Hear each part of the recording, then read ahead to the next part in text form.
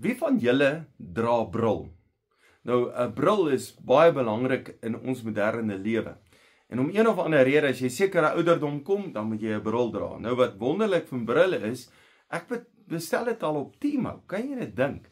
Jy koop oor die toonbank, koop jy 'n bril en dit help. Ek sit baie keer by 'n restaurant of iets, dan gebruik ons sommer mekaar se brille, want is oor die toonbank bril. Hierdie is 'n leesbril, 'n voorskrifbril wat spesiaal net vir my oë gemaak is.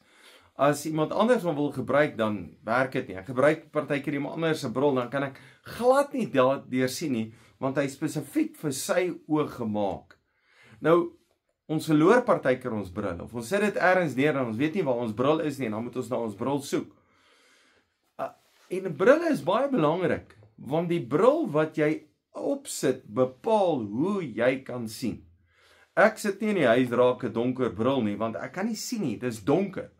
As jy in die son is buite, is dit goed om 'n donker bril te hê. As jy kar ry, as jy PC uitgaan, het ek gesien hoe 'n donker bril van baie waarde is, want daai son wat skyn op die see, daai glans, is baie erg in jou oë. En daar het jy donker brille op, wat baie donker is om jou oë te beskerm.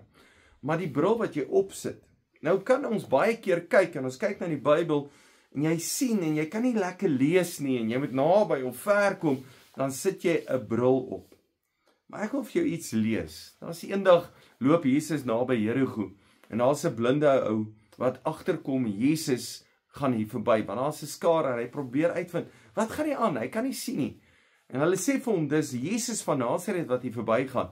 En hy begin uitroep, Seun van Dawid, ontferm U oor my. Asseblief.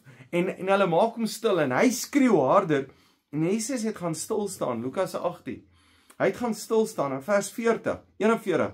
Hy vra vir die ou, wat wil jy hê moet ek vir jou doen? Wat wil jy hê? Nou hier kon hy baie goed gevra het. Here, gee my kos, gee vir my huis. Here, laat die mense nie so lelik met my is nie. Laat dit net my beter gaan. Maar hy vra Here dat ek net weer kan sien. So hy kon sien en toe raak hy blind. Sê Here dat ek net weer kan sien. En Jesus het hom geantwoord, sien jou geloof het jou gered. Die Here het hom aangeraak. Net dan, omdat hy na die Here toe gegaan het. Nou vra ek vir jou, wil jy maar blind deur die lewe gaan, of wil jy weer kan sien? Ek dink vanmôre die Here kom en sê, kom laat jy net weer kan sien. En dalk moet ons vir onsself bid en vra, Here help my dat ek net weer kan sien. Dan vra ek vir jou, watse bril sit jy op? Sit jy 'n negatiewe bril op? Sit jy 'n duistere bril op? Sit jy 'n donker bril op? Sit jy 'n bitter bril, 'n haatbril, 'n onvergewensgesindheid bril? Ek hou nie van jou bril nie. 'n woedebril, ek beklei met almal.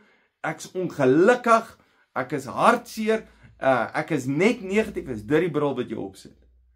Kan ek vandag vir jou vra, wil jy nie weer jou goeie bril opsit nie?